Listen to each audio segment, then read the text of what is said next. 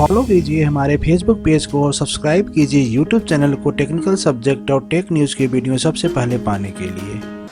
नमस्कार दोस्तों, आपका हमारे ऑनलाइन लेक्चर सीरीज में एक बार फिर से बहुत बहुत स्वागत है। आज हम कोड ऑप्टिमाइजेशन में बात करेंगे डैक रिप्रेजेंटेशन का, जिसको हम डायरेक्टेड एसाइक्लिक ग्राफ के नाम से भी जानते हैं। डैक रिप्रेजेंटेशन जनरली आपका एक डेटा स्ट्रक्चर होता है जो किसी भी बेसिक ब्लॉक के ट्रांसफॉर्मेशन को रिप्रेजेंट करता है। आपका बेसिक ब्लॉक में कैसे कोई वैल्यू कंप्यूट हो रही है, तो डैक रिप्रेजेंटेशन को हम डिफाइन कर सकते हैं। DAG is a useful data structure for implementing transformation of basic block of 3 address code. जैसा कि आपको पता ही होगा कि बेसिक ब्लॉक, जैसे हम प्रीवियस लेक्चर में डिस्कस किए थे, कोई आपका प्रोग्राम सेगमेंट होगा, उसका सबसे पहले हम 3 एड्रेस कोड बनाएंगे। 3 एड्रेस कोड को हम बेसिक ब्लॉक्स में ब्रेक करते हैं और हर बेसिक ब्लॉक का जो वैल्यू कंप्यूट होगा उसका ट्रांसफॉर्मेशन कैसे होगा वो हम DAG representation directed acyclic graph के थ्रू ही रिप्रेजेंट करते हैं। तो यहाँ पे अगर डैक की हम बात करें तो डैक को रिप्रेजेंट करने के कुछ रूल्स हैं, उस रूल्स को देख लेते हैं। पहला रूल्स कहता है leaves are labelled by unique identifier either variable और कांस्टेंट। तो जो भी एसाइक्लिक ग्राफ होगा उसमें जो लीव्स होगा, एसाइक्लिक ग्राफ जनरली आपका ट्री के फॉर्म में होगा जहां पे कोई भी साइकिल नहीं होता, तो उसमें जो भी लीव्स होंगे वो लीव्स आइदर आपके आइडेंटिफायर होंगे, वेरिएबल हो सकते हैं या कांस्टेंट हो सकते हैं। इसके अलावा लीव में कुछ भी नहीं होगा। सेकंड रूल कहता है कि इंटीरियर नोड, जो आपका इंटीरियर नोड होगा वो आपका क्या होगा, कोई ना कोई एक ऑपरेटर होगा। जैसे किसी एक्सप्रेशन में प्लस, मल्टीप्लाई, डिवाइड आता है तो एज ए ऑपरेटर काम करेगा, वो आपका होगा इंटीरियर नोड। थर्ड बोलता है कि nodes are also given a sequence of identifier for label. जो नोड होंगे आइदर वो लीफ नोड हो या इंटीरियर नोड, उसको हम सीक्वेंस ऑफ आइडेंटिफायर से भी रिप्रेजेंट कर सकते हैं। तो इसको हम एक एग्जांपल समझते हैं कि किसी भी 3 एड्रेस कोड का अगर ब्लॉक है तो उस ब्लॉक को हम कैसे डैक के फॉर्म में रिप्रेजेंट करेंगे। इस एग्जांपल को हम लेते हैं। यहाँ पे आपका 3 एड्रेस कोड दे रखा है। इस 3 एड्रेस कोड को हम मान के चल रहे हैं कि आपका कोई एक ब्लॉक है, जिस ब्लॉक का हम नाम ले रहे हैं सपोज B1 ब्लॉक है।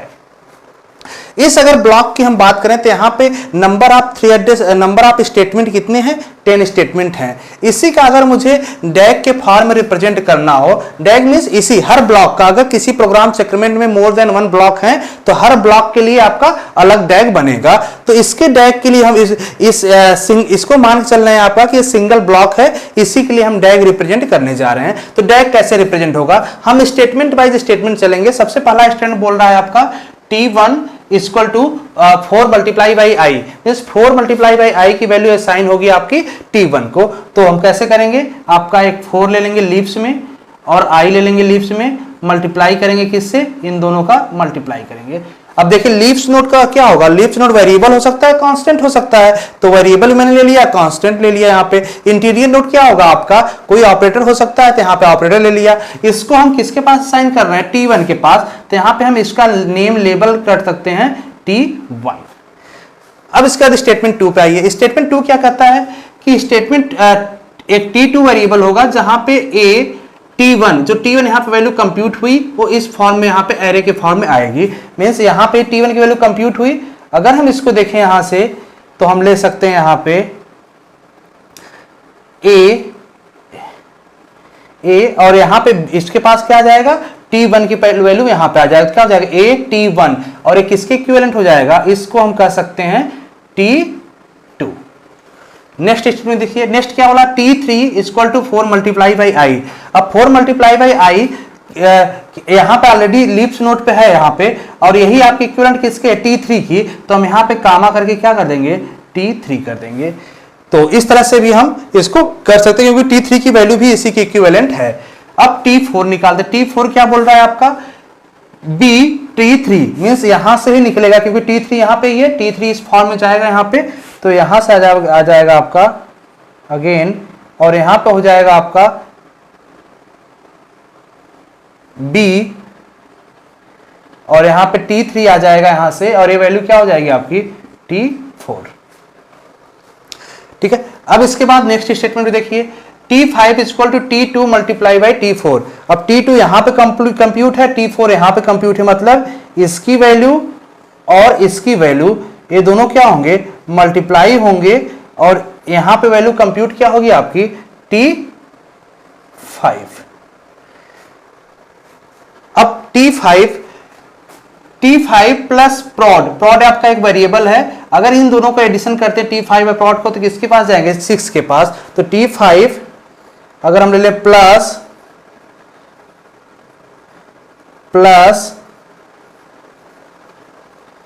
प्रॉड आपका एक वेरिएबल हो गया, और T5 प्लस इसको हम किससे रिप्रेजेंट कर सकते हैं, T6 से।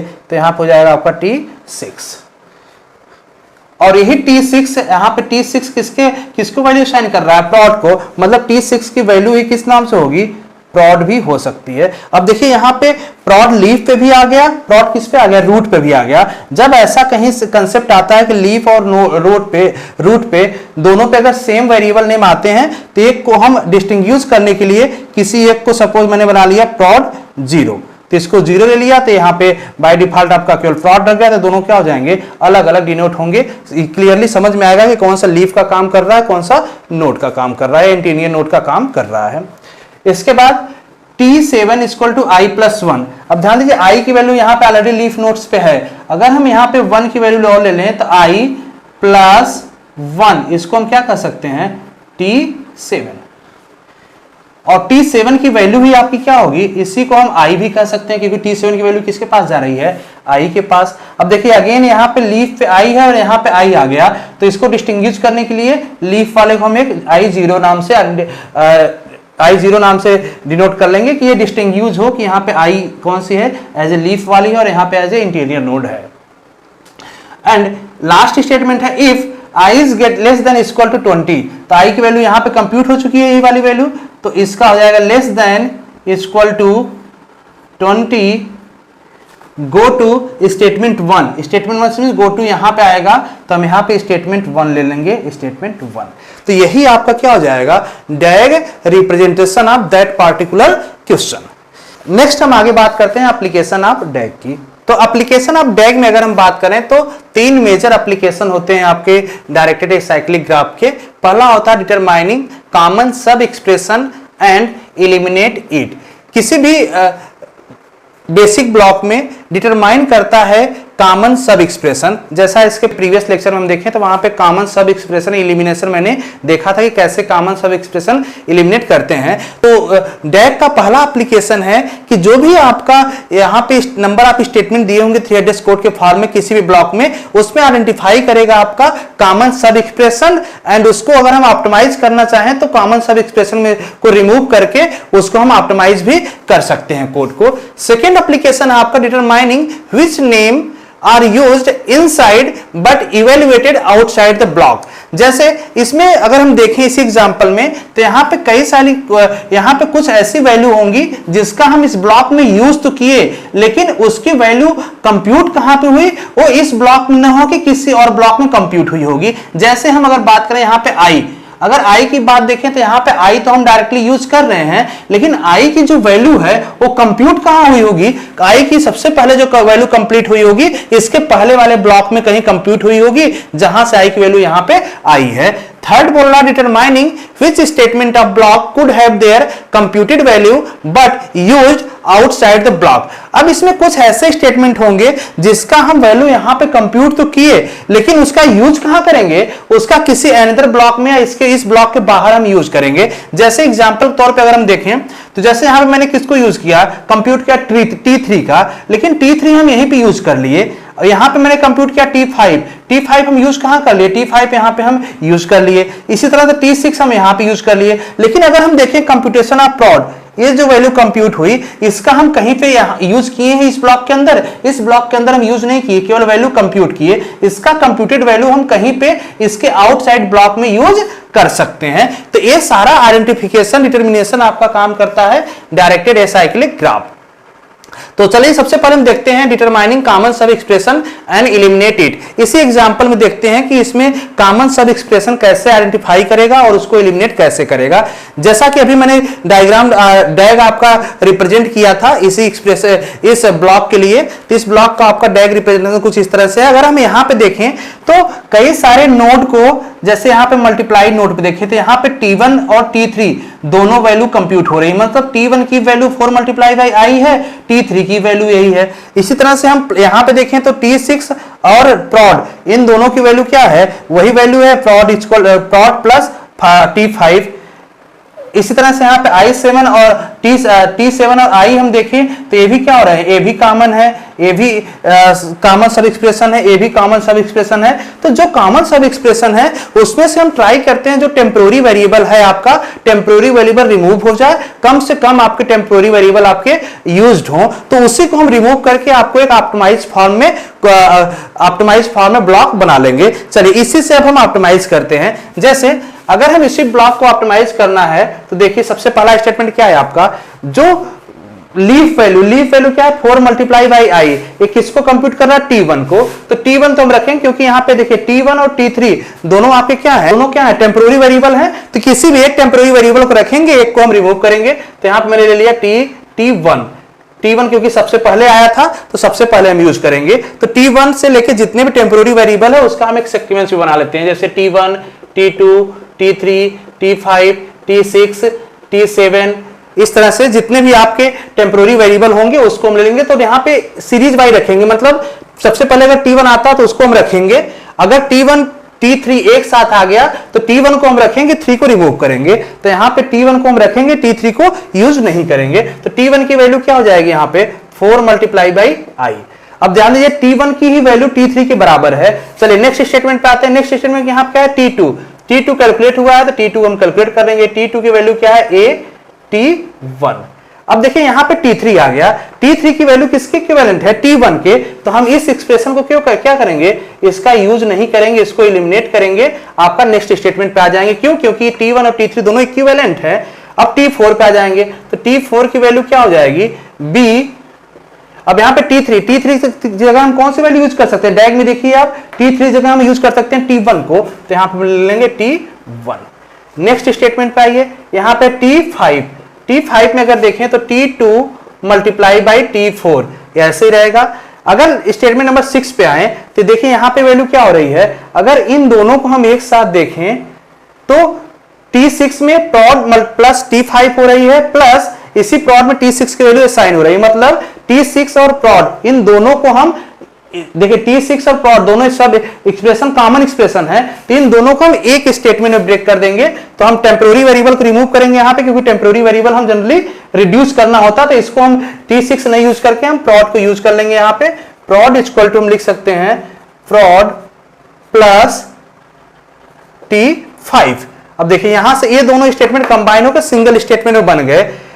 नेक्स्ट आता है statement T7 equal to I plus 1। अब देखिए यहां पे T7 और I दोनों क्या है, कॉमन है, मतलब ये दोनों भी कंबाइन होकर सिंगल स्टेटमेंट की तरह हम यूज कर सकते हैं। तो T7 को हम रिमूव करेंगे, यूज कर लेंगे केवल I equal to I plus 1। और इसी नेक्स्ट वैल्यू क्या हो जाएगी, if I is less than 20 go to 1। अब देखिए स्टेटमेंट कितने हो गए यहाँ पे 1 2 3 4 5 6 7। अभी जो कोड यहाँ पे 10 स्टेटमेंट में था, यहाँ पे मैंने कॉमन सब एक्सप्रेशन एलिमिनेट कर दिया, किससे, इस डैग की हेल्प से इजीली रिमूव कर लिया था। आपके कितने लाइन ऑफ कोड मिले यहाँ पे 7। तो इस तरह से क्या हो गया, ये आपका ऑप्टिमाइज्ड फॉर्म में हो गया। सेकेंड, अगर इसी में हम एप्लीकेशन देखें, determining which name are used inside but evaluated outside the block. अगर हम यहाँ पे आई का देखें तो आई हम इस ब्लॉक में कहीं पे इवेल्युएट किए हैं, इस ब्लॉक में इवेल्युएट नहीं किए हैं। आई की जो इनिशियल वैल्यू है वो किसी अदर ब्लॉक से यहाँ पे आएगी और तो फर्दर कंप्यूट होगी।